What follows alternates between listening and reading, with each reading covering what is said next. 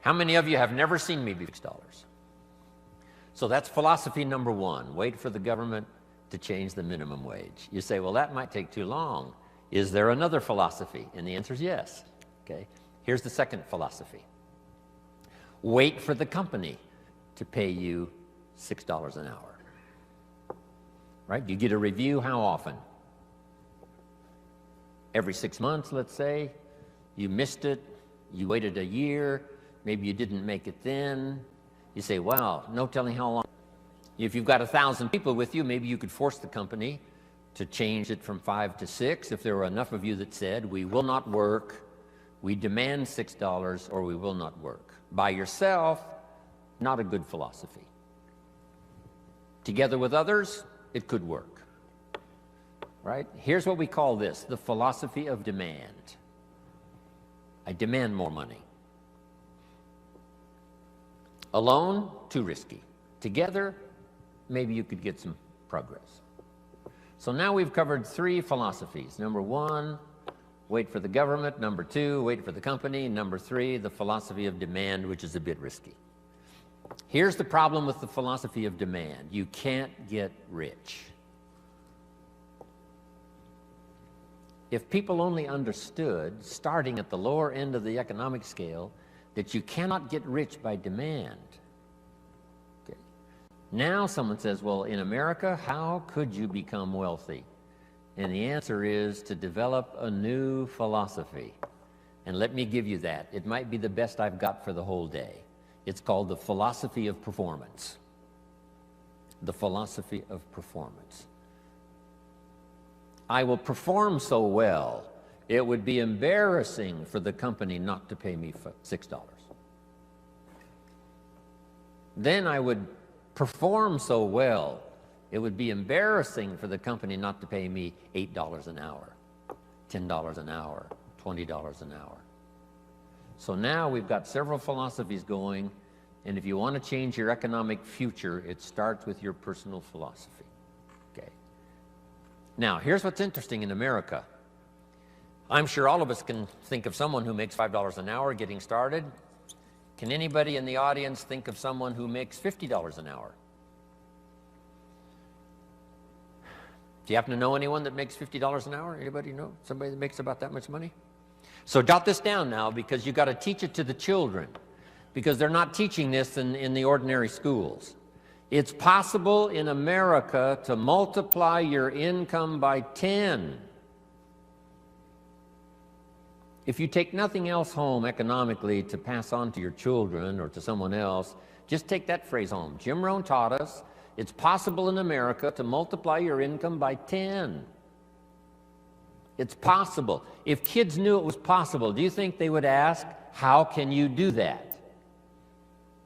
If they knew it was possible, wouldn't the next question would be, how could I do it? If it's possible, how can I do it? Now you just teach them how to do it. How to multiply your income by 10. Now jot this down. A good economic question. Once you've multiplied your income by 10, is it possible to multiply it by 10 again? Not only to multiply it by 10, but to multiply your income by 10 again. Do you know anybody that makes $500 an hour? Can you think of someone? Makes $500 an hour? Right. My Beverly Hills lawyer makes more than $500 an hour. So jot this down. It's not only possible in America to multiply your income by 10, it's possible to multiply it by 10 again. Do you think kids would be excited to hear this philosophy? I'm sure they would. How can you multiply your income by 10 and then multiply it by 10 again? Now, if you multiplied it by 10 and then multiplied it again by 10, would it be possible? Would it be possible to multiply it by 10 again? Can you think of anybody that makes $5,000 an hour? What do you think I get paid? I mean, this is such exciting stuff. I'm a kid from the farms of Idaho. I was 25 years old before I learned that you could multiply your income by 10 and then multiply it by 10 again and then multiply it by 10 again. This is mind-boggling stuff. $5,000 an hour. Now, would it be possible? Would it be possible to multiply it by 10 again? $50,000 an hour. Now, here's a good expression to use, especially for this group. You're all tuned in, especially the last couple of days. The best expression is, of course. Could you multiply your income by 10? Of course. Could you do it again? Of course. Could you do it again? Could you do it one more time? $50,000 an hour. You know, I've lectured with General Schwarzkopf and Colin Powell. I had lunch once with Colin Powell a few years ago. Schwarzkopf gets about $65,000 for a 1-hour speech. $65,000. So how could you finally get to $50,000 an hour? Answer: become a general in the Army. Yes. And lead the troops in the Gulf War. But what I'm trying to say is the possibilities here, let's just say, are just unlimited. You can multiply your income by 10, then you can multiply it by 10 again, and you can multiply it by 10 again. Now, we're only talking economic values. There's all kinds of other values in terms of personal development, but this is it. Now, to climb this ladder, here's the possibilities. 63 million last year, one person earned. The possibilities, we would have to say, in our country, is what we call unlimited. Now, to climb this ladder as high as you wish to climb it, jot this phrase down now, because I don't think I'll talk about anything more valuable than what I'm about to share with you. Here it is. To climb this ladder economically as high as you wish to climb it, here's all you have to do. Learn to work harder on yourself than you do on your job. Learn to work harder on yourself than you do on your job. Once I understood that philosophy, it totally changed my life. I made my first fortune by age 32, starting at age 25. And I've made and lost a few fortunes since then. That one simple philosophy, that it's possible to multiply your income by 10, and then by 10, and then by 10, by 10. And here's the simple way to do it. Work harder on yourself than you do on your job. Here's how it was put to me. If you work hard on your job, you can make a living, which is fantastic. If you work hard on yourself, you can make a fortune, which is super fantastic. At age 25, I went to work on myself. The difference in my economic future was so startling, even in the early years, that I never went back to the old ways. I never went back to the old philosophy. I never went back to the old disciplines.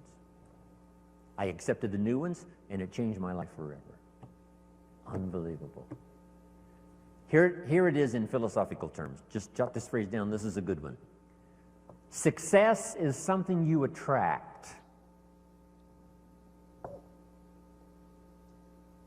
by becoming an attractive person. Success is not something you pursue. Success is something you attract by the person you become, by becoming an attractive person. Now, what could you think of that would start to make you more attractive to the marketplace? This is such simple ABC stuff. Okay? Let me give it to you. Let me start with this. Jim Rohn's view of the 21st century. We've begun a new century, 21. We've begun a new millennium, number 7. Some scholars hold great significance to this 7th millennium. And I think it's probably true. It's going to be the most extraordinary time in the history of the human race, I think. And these opening years now of the new millennium and the new century, how could you take advantage of this extraordinary time in human history and make for yourself an extraordinary life? Because it's all possible. So jot this little quote down now. It's one of the best I've come up with, I think, lately.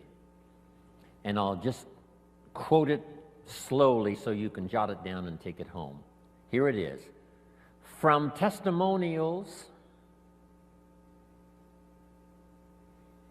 and from personal experience, we have enough information to conclude that it's possible to design and build and live an extraordinary life. From testimonials and from personal experience, we have enough information to conclude that it's possible to design and build and live an extraordinary life. I'd like to have you think about that, not just here, but even after you've gone back home. Think about it at least often enough to say, I think that's true. From testimonials and from personal experience, we have enough information to conclude that it's possible, it's not a guarantee, but it's possible to design and build and live an extraordinary life. Now, if you believe that and accept it, you just simply use that as a foundation, as the fundamentals. So now jot this down. Jim Rohn's view of the 21st century. Number one, unprecedented opportunity. Unprecedented opportunity. These are probably going to be the most extraordinary times in the history of the human race, 6,000 years of recorded history. We got through the last millennium. We especially got through the last century, a bloody century, the 20th century. Hopefully those major wars of devastation and destruction are behind us. World War II claimed 50 million lives. 19 million of them were Russian.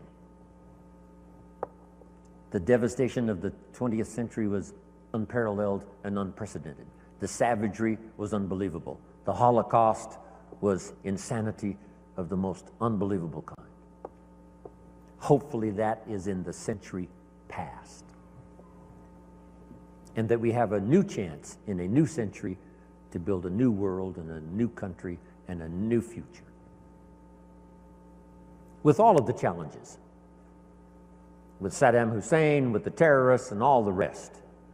Once the walls came down, about 12, 13 years ago, and I was just in Berlin the other day lecturing and had a chance to go to the Brandenburg Gate, Checkpoint Charlie, see part of the old Berlin Wall. Once those walls came down 13 years ago, the world now has forever changed.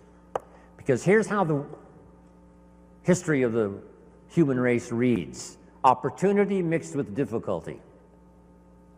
Sometimes more difficulty than opportunity. The history of the human race reads tyranny and liberty. Sometimes more tyranny than liberty.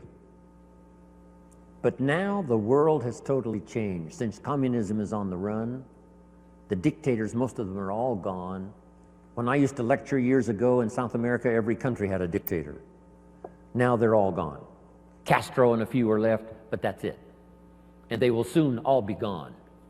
Within a short little period of the rest of our lifetime, all the dictators will be gone. A new wave of economic uniqueness, capitalism, free enterprise, liberty, freedom, democracy is absolutely sweeping the world. So for a long, dark time, there was more tyranny than liberty. Here's what is unique about this new Century 21, more liberty than tyranny. More freedom than oppression. This is an unprecedented time.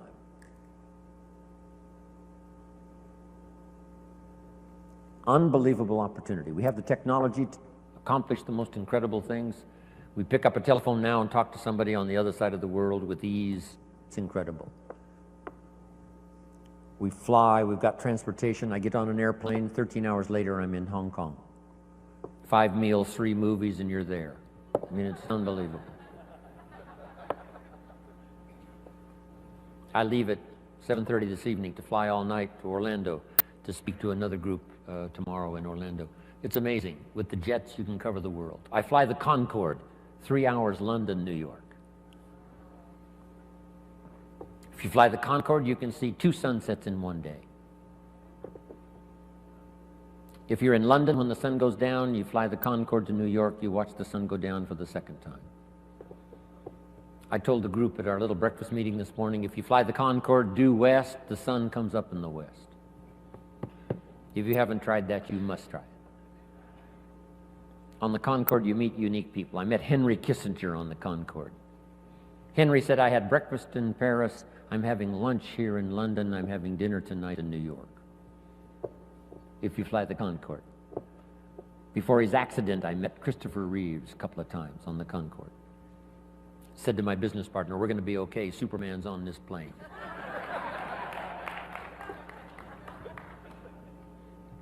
This is unprecedented opportunity now, the 21st century and the beginning of the 7th millennium. These are extraordinary times. Now here's number 2. However, keen competition. World competition. We're dealing now with Iraq. A big part of it is competition. Hopefully the nations of the world will settle a big share of their differences so we can develop unique economic, social, personal prosperity for the future with limited conflicts. No more horror, no more Holocaust. Hopefully. But with the human race, you always have to keep your fingers crossed. Who knows? But I think it's going to be a time of unprecedented opportunity, but unique competition. Now, to take advantage of the 21st century and this opening of the new millennium, how could you use the opportunity? Now that you've arrived, told me your story, I'm beginning to see the light. Words. The old prophet said this, words are like a lamp for your feet, so you can see where to walk. And words are like a light for your pathway, so you can see where to go. With words, you can show somebody where to step and where to go. Wow. I said a little prayer before I left my hotel room this morning and asked God to give me a little stronger gift of words today so that my words might have meaning. Maybe I've caught you at just the right time. Maybe this is the moment for you. And if I can say something uniquely enough, using the English language best as I can, words are sometimes clumsy when you try to express what's going on in your head, let alone your heart. But if I can do as good a job as I possibly can in the session we've got this morning and then again this afternoon, by the time I'm finished, maybe my words will help turn on another light for you. And you'll be able to see the possibilities better than you've ever seen it before. You'll be able to see yourself more successful than you've ever envisioned it before. If I can wisely say good words. Now I've put communication in 3 parts because all 3 of these parts now help me make more fortunes. Here's the first one. It's called training. Training is simply showing somebody how to do the business, how to do the job. If you get good at that, the pay is incredible, whether it's your own enterprise or whether you work for someone else. Training pays big money. Here's the next one, teaching. And I've divided the 2 just to make the point. Teaching is more teaching life skills. Teach somebody how to set goals. Gary mentioned, right, making the list and checking them off. Today he gets to check one off. Jim Rohn arrives in San Jose, Santa Clara. I'm so excited about that. Teaching leadership. teaching management, teaching how to become powerful, gifted, influential, teaching father skills, mother skills. I've now, the last 15 years, learned grandfather skills. I set a goal when I became a grandfather to be one of the best grandfathers any grandchildren ever had in the whole wide world. I practice it. I think about it. How to use my newfound life as a grandfather and learn every skill possible to dazzle my grandchildren. I'm one of the best.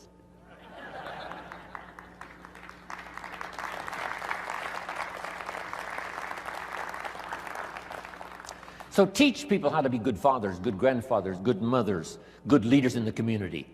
Teach a minister how to teach. Teach a minister how to use the gift of language to persuade. Okay. So communication is part of its training, part of its teaching. Here's the best part. No, here's number 3 in the gift of language, and that's learning how to inspire. Inspire simply means a few simple things. Here's number 1. Help people to see themselves better than they are. Yes, sometimes we have to help people see themselves as they are. If they've made mistakes, maybe that needs to be pointed out. If a child has messed up, sometimes you've got to say, you've messed up. But don't leave them in the mess. Now transport them into the future with the gift of your language and inspire them with the person they can become by using the mistakes of the past to develop new disciplines for the future. A teacher I met when I was 25 years old had this unusual gift. He said, Mr. Rohn, if you keep learning as you're learning now, one of these days you'll walk into a room full of people and you'll hear someone say, there's the man. That's the man. That's the famous man. I thought, well, that could never happen for me. Sure enough, it did. He said, it will happen. And I think when I walked in here this morning, I heard someone say, that's him, that's the man, that's the famous man. Wow.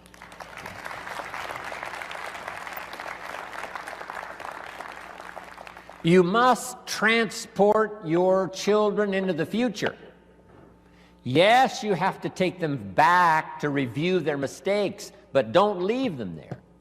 Now transport them into tomorrow. Transport your children into next week. Help them to see themselves 30 days from now, 90 days from now, 6 months from now. Help them to see themselves successful. It's your gift of language that can do that. Help them to have faith for themselves and faith for the future. The sacred writing says this: faith comes by hearing words, good words. Somebody who well chooses their words and delivers them with uniqueness can inspire faith for somebody to believe the most impossible things can be possible. And that excitement of possibilities comes from hearing or reading unique words. One of the best phrases I could give you for the day, here it is: don't be lazy in language. Don't be lazy in language, because the gift of language can create a career. It can help somebody see the way into the future. It can help somebody change from who they are to who they would like to be. It will help you to see the gift of your own intellect. There's an innate vocabulary in all of us that helps us to see, helps us to translate what's going on in the world, what's happening, so that we can make good decisions instead of poor ones. We can make less mistakes this year than we made last year. One of the major things to pray for is to be gifted in language, because it can have such a dynamic effect on your children. It can have such a dynamic effect on your business. It can have such a dynamic effect on your customers. It can have such a dynamic effect on your business partners, that not to continually get better and better at the gift of language would be a great mistake. Let it open doors nothing else will open, the gift of your language. Let it help people to see possibilities that they cannot see now. And you join in those possibilities and make another fortune and another fortune. all the way up the ladder as far as you wish to go. I don't know how high you need to go.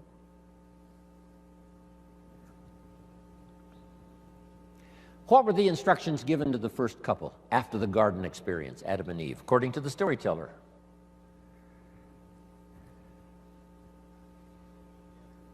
We've got some Bible scholars here, I know. Instructions given to Adam and Eve after the garden experience. Here they are. Number one, multiply. It's a lonely place with just two people. Multiply. But here's one now that is so extraordinary, and I'm going to cover a little bit more of it during our ongoing session here today. Here was the second one. Be fruitful.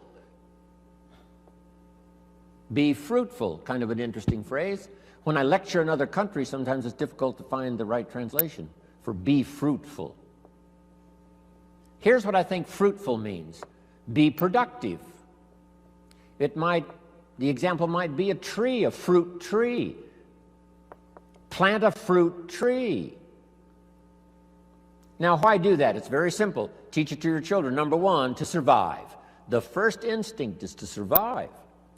So be productive enough to survive. Be productive enough for your own survival. But is that the end of it? And the answer is no, that's only the beginning of it. To produce enough for yourself is only the beginning. What's the rest? Here's number two. Get married. Now you've got to think of ways to produce more than you need for yourself. And guess what that does? It elevates you to a higher life.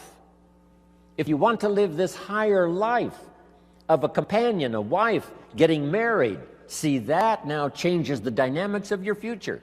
It's called stepping up to a better life. And to step up to a better life, here's what you simply do economically. You learn to provide and figure out a way to provide more than you need for yourself. You think of ways to provide enough for yourself and for someone else. Why think of someone else? Why not just think of yourself? Because that's a very limited way to live, just thinking of your own survival. If you want to live a more flourishing, unique life, you must think now of someone else. So now the man says, I must produce enough for myself and for my wife. Is that the end of the life experience? No. Now have children. Take a risk. Having a child is like a throw of the genetic dice. Who knows what's going?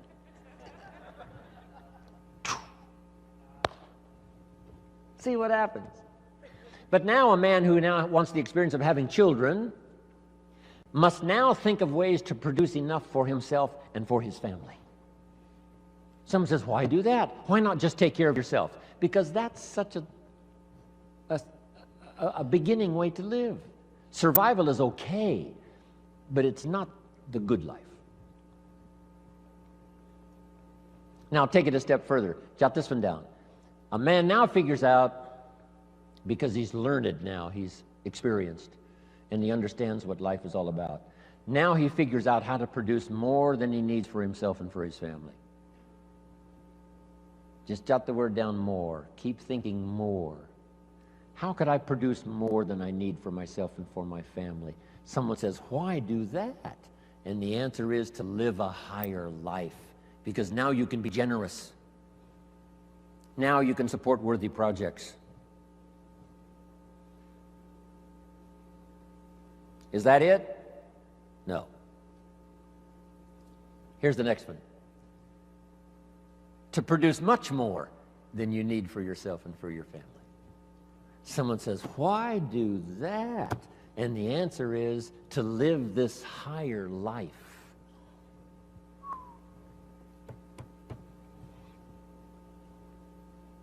What if you earned $10 million one year and you and your family only needed $3 million? That would probably take care of the average family, $3 million. Some families are more expensive than others, but let's say $3 million would pretty well take care of most families. But you made $10 million, and you and your family only needed $3 million. Now you've got $7 million to give. Wouldn't you like to live that kind of life? Someone says, why do that? And the answer is, the possibilities of economics are so available that if you wish to, you can not only earn enough for yourself and for your family, you can earn more than you need for yourself and for your family, and if you really wanted to, you could earn much more than you need for yourself and for your family. Wow. Is that it? Let's take it one step further. Just jot this phrase down. Figure out a way to earn far more than you need for yourself and for your family.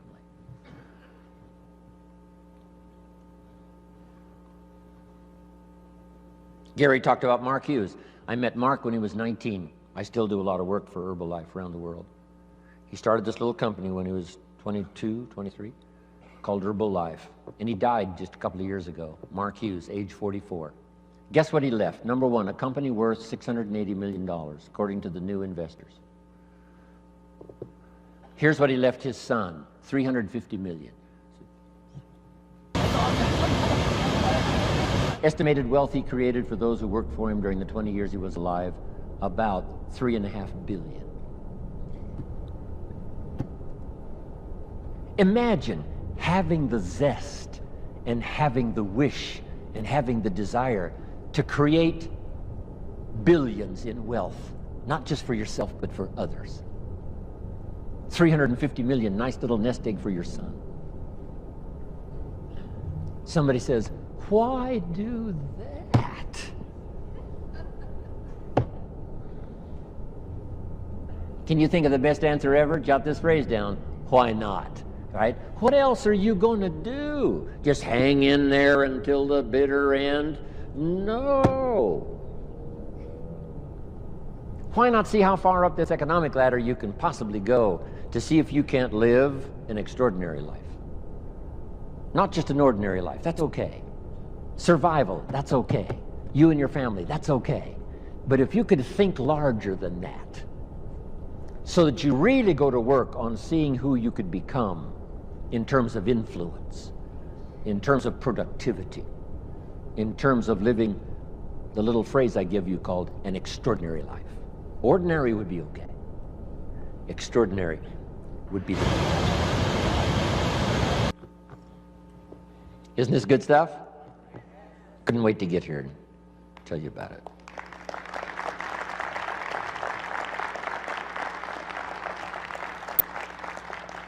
I could hardly wait to hear what I've got to say today.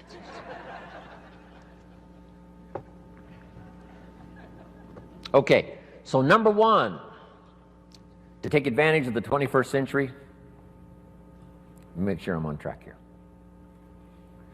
To take advantage of the 21st century, learn multiple skills. Let me give you one more now. It would be useful to know more than one language. When I travel the world, I have to have translators. The only way I can speak to someone in Japan, or speak to someone in South Africa, or speak to someone in Israel, or speak to someone in Europe, most of the time, I have to have someone translate for me. Somebody has to know more than one language to translate for me. And their gift of knowing more than one language makes them uniquely valuable. So that would be another wise idea. Learn more than one language, and number two, learn more than one skill. Number two, learn more than one language.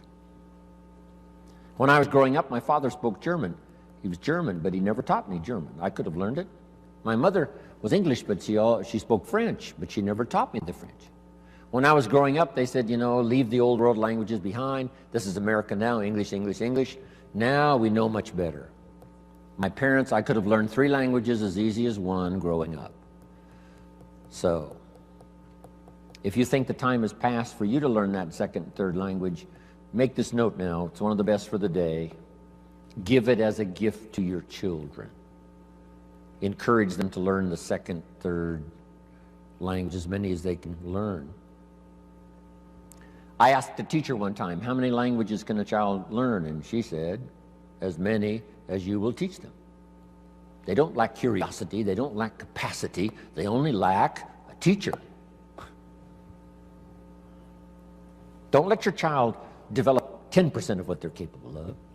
Don't let them develop 15% of what they're capable of. Give them the opportunity to learn as much percentage as possible of what they're capable of. And for yourself. So, multiple skills, multiple languages. Now, what's the rest? Taking advantage of the 21st century. Jot these notes down.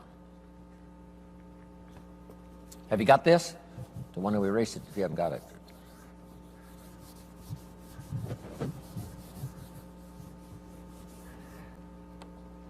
I've got 5 key things to talk about during my presentation for the day. 5 good basic ideas. These are called basics, fundamentals. And it's interesting that I only have 5. How many fundamentals are there to anything? Here's a good phrase, just a few, meaning anybody can learn them. There's just a few fundamentals to being healthy. If someone says, I'm going to teach you the 50 fundamentals to good health, you say, well, that doesn't make sense. There's not 50 fundamentals to have good health. There's just a few. 6, 7, 8, that's about it. If you want to learn to play basketball, you got to learn the fundamentals. How many fundamentals are there to the game of basketball?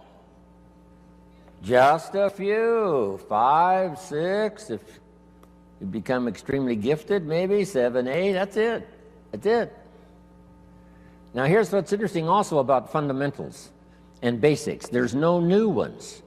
I mean, this stuff's been around for a long time. So beware of someone who says we've got new truths. Say, no, truth is old. It can be, more of it can be discovered, but there's no new truth. If someone says, I'm manufacturing antiques, wouldn't you be a little suspicious? Say, no.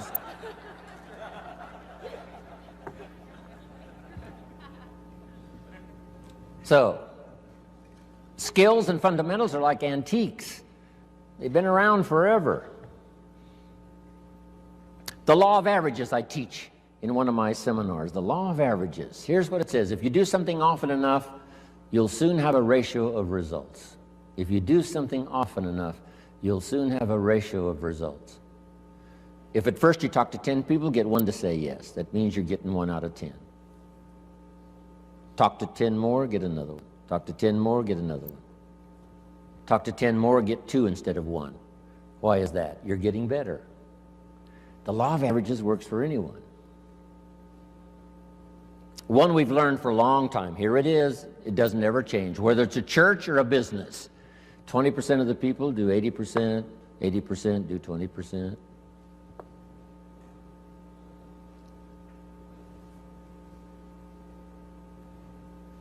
So here's what I learned in time management. You can spend 80% of your time with the 20%, not the 80%.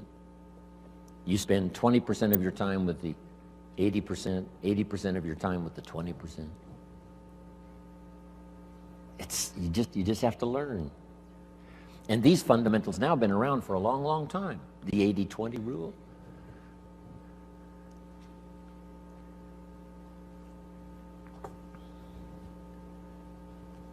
We bring products, tapes, books, videos, right? Things to buy for your ongoing education. We bring books and tapes and CDs, and we bring all that stuff for how many people? You say, well, you'd bring enough for 100% of the people. No. No. No. 20%. You bring all the stuff for the 20%, not the 80. Isn't that fascinating? 20%.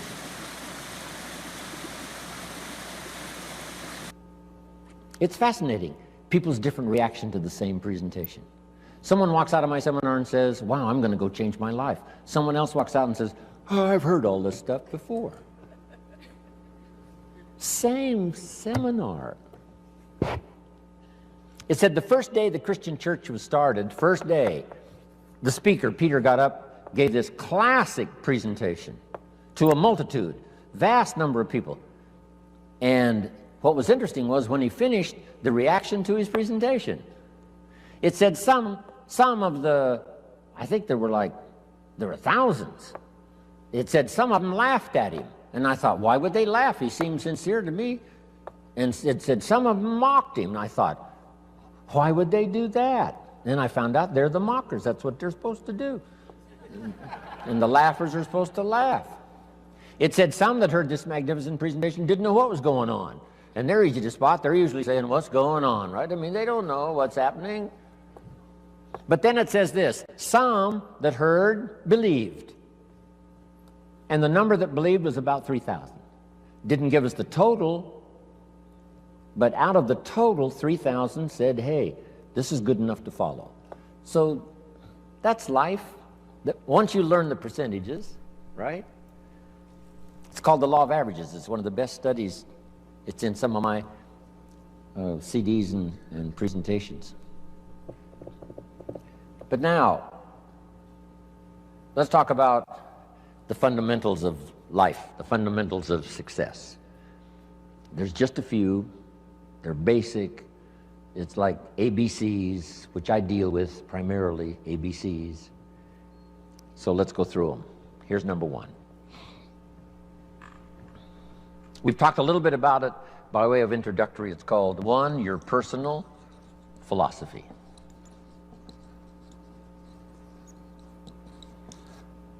Philosophy is a big subject. Political philosophy. Here's what the communists taught, because I have to deal with it when I go to Russia. The communists taught, capital belongs to the state, not the people. We've taught all these years what? Capital belongs to the people, not the state. Wow, what a difference in economic philosophy. The communists said, people are too dumb and stupid and greedy to know what to do with capital. So you got to take capital away from all the dumb, stupid, greedy people and give all the capital to the all-wise, all-knowing state. And let the state run everything, and let the dumb, stupid people show up for their work assignment. That was the philosophy of communism. They devastated every country they touched with that philosophy. I was just in East Germany. Guess what it's taking just to clean up East Germany after the communists left? $1 trillion. They've spent $500 billion already, and they got another $500 billion to go, just to clean up one country devastated by such a philosophy. Capital belongs to the state, not the people. Wow. The consequences of philosophy are unbelievably either on the good side or on the bad side. Now, personal philosophy. You know, there's religious philosophy and spiritual philosophy, and there's economic philosophy and social philosophy, okay? Economic, political, all kinds of philosophies, right? Where did we come from, and where are we going, and what is the meaning of life? Right? Philosophy is a big tent with many different divisions. But the one I want to talk primarily about today, and then expand from that, is your personal philosophy. So jot this down, one of the best notes for the day. Each person's personal philosophy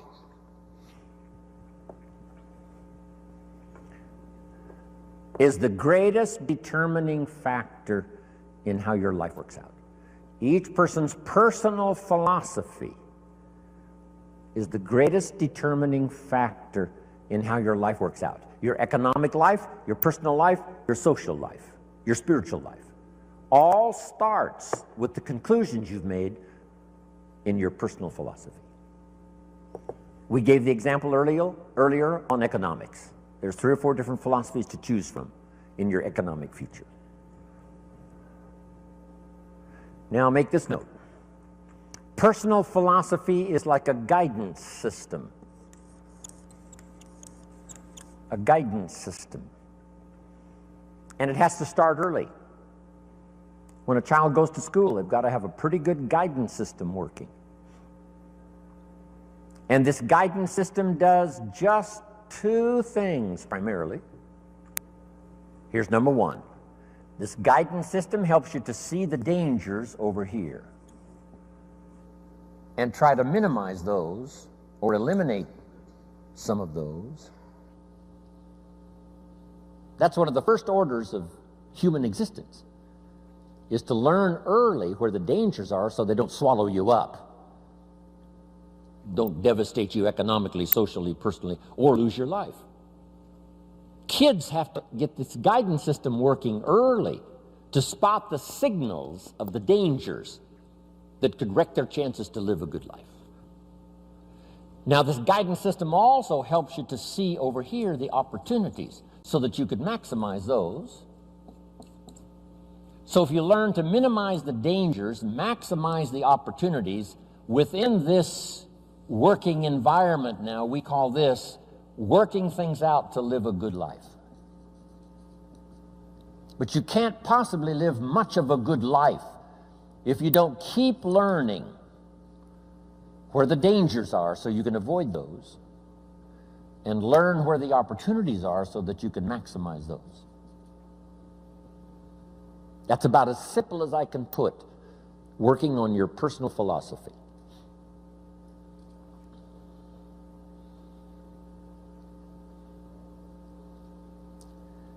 Now, why is it this way? Why is life both danger and opportunity? Here's the best advice I can give you. The storyteller probably gives us, more to think about than in detail. But here's what it seems like. And that's one of the best phrases to use if you're going to make your studies and try to come to some good conclusions. It seems like God wished to create for the humans he made a great adventure. Seems like. According to the storyteller, it seems like God wished to create a great adventure for the humans he created. That's the best explanation I've got, seems like.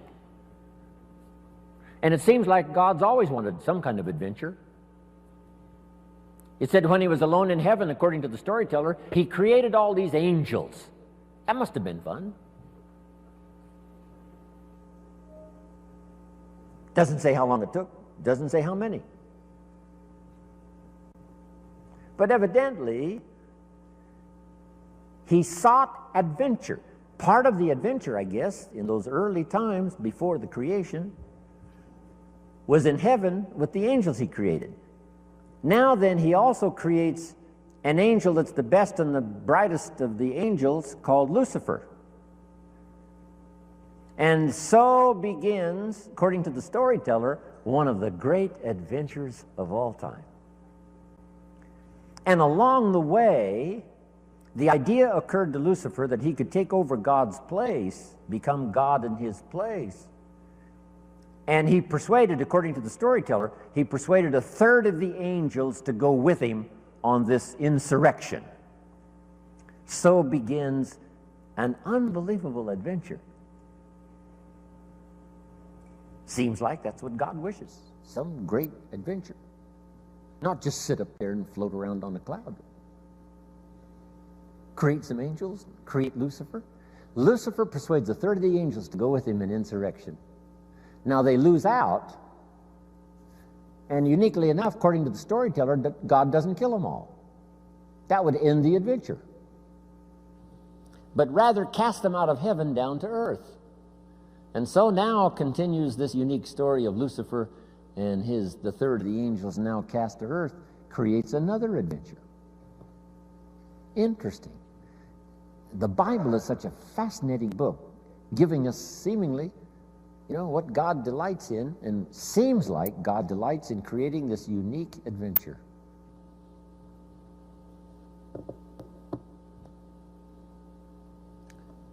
One of the ancient stories says God and Satan were talking things over one day. I thought, well, that doesn't seem possible. But the storyteller says they're looking down on the earth and they're talking things over. I thought, wow, that's remarkable. God and Satan getting together and talking things over. Now, the storyteller doesn't give us many details, so we've got to use our imagination.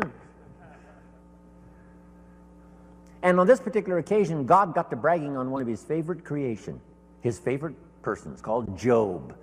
He said, Job and I have got this great friendship going. Job and I, we walk together. Job and I plan the future together. Job, Job, Job. Finally, Satan had it up to here with Job, Job, Job.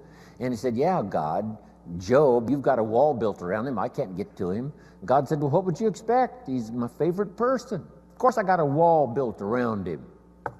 Now, they're having this conversation. It's fascinating. Storyteller says, Satan gets this bright idea. Said, hey, God, let's try this. God said what? If you'll take the wall of protection down from around your favorite friend, Job, he said, I promise you within a short period of time, your favorite friend will curse you to your face. God said, no, he'd never do it, not in 100 years, no matter what. Satan said, well, how are we going to know? Would you like to make a wager? It doesn't give us the details of the wager. But the storyteller says God picked up the bet and said, okay, let's try it. I'll take the wall down from around my special friend Job. You do your best. I promise you, no matter what you do, he'll never curse me. Satan said, the bet is on. According to the terms of the wager, God did take the wall down from around his special friend Job, and Satan then does one of his all-time famous numbers. According to the storyteller, first Satan took his wealth, stripped him of his wealth.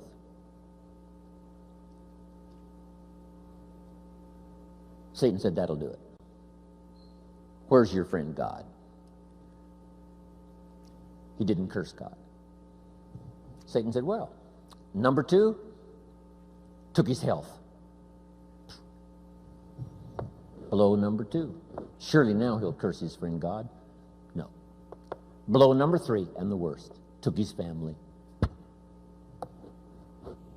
His health, his wealth, and his family. Gone. Satan said to God, here's where he does it. And sure enough, Job's wife comes along and says, Job, looks like your friend God has long forsaken you. You might as well curse him and die. And Satan said, here's where he does it. And God says, well, he hasn't talked yet.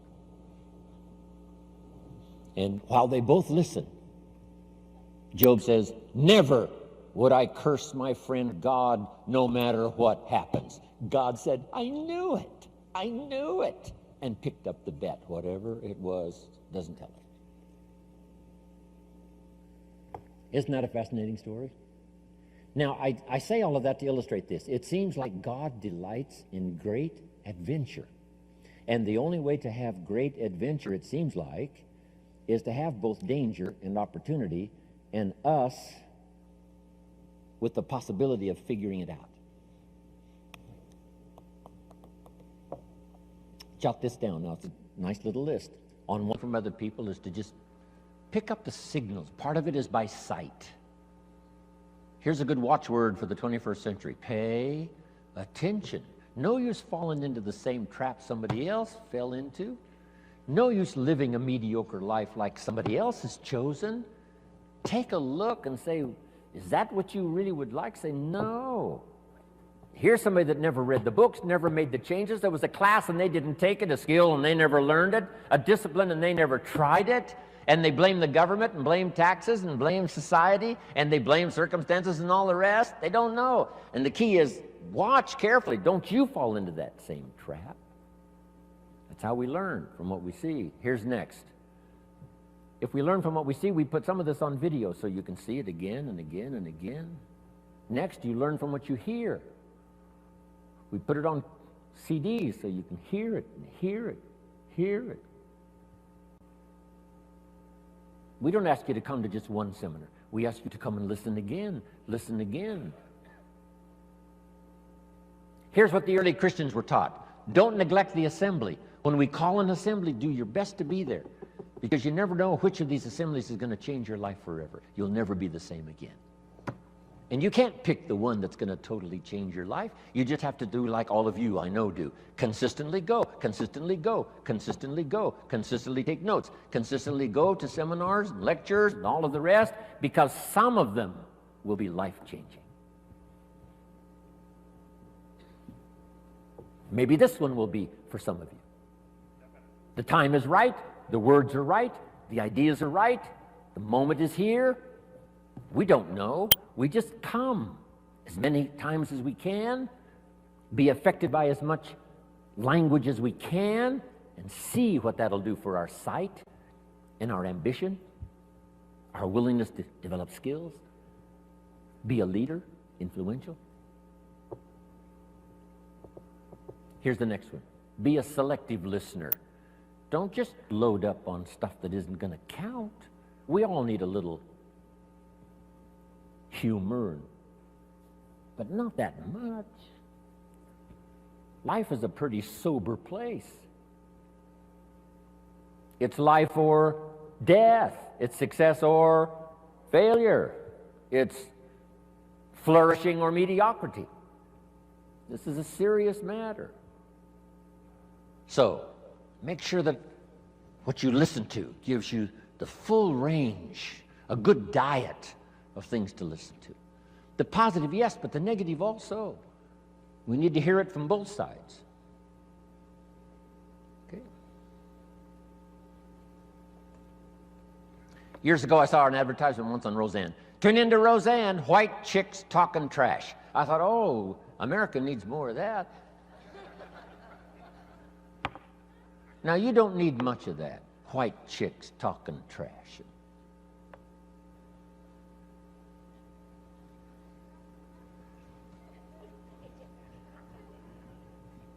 Here's a good note. This is a good one. My teacher taught me when I was 25, stand guard at the door of your mind. Stand guard at the door of your mind. And you decide what to listen to, what not to listen to, how much time to give to what.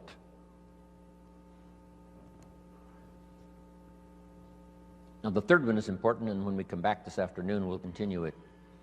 But here's number 3. Read all the books.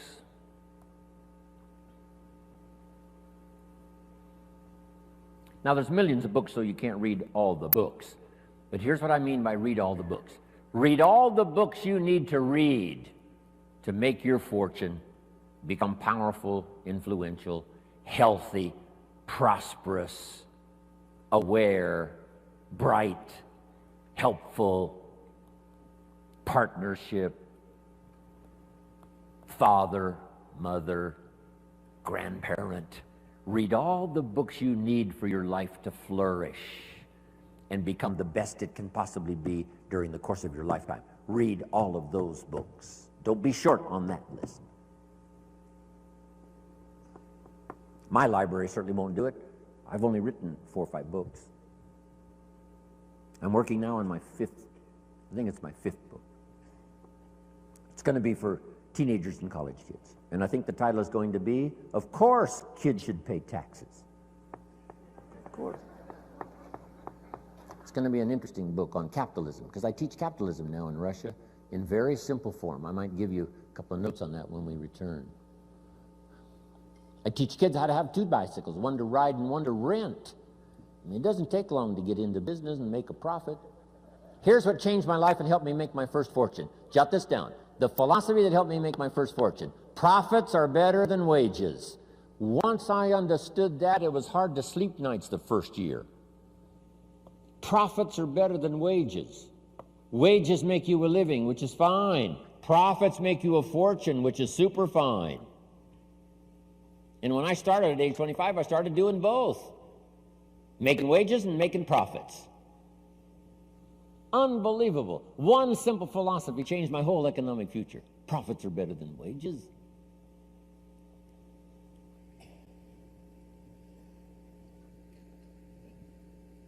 Read all the books necessary. Now, I'm going to give you some that started my library. I've got one of the best. If you saw it, you'd be impressed. Haven't read everything in my library, but I feel smarter just walking in it. Right. Okay, Gary, where are you? Enough for the first go-around here. We'll be back this afternoon with some more. Thank you for your patience. Appreciate it very much. God bless. Amen. Ladies and gentlemen, Mr. Jim Ryan. Wow, thank you. Thanks, Gary. Appreciate it.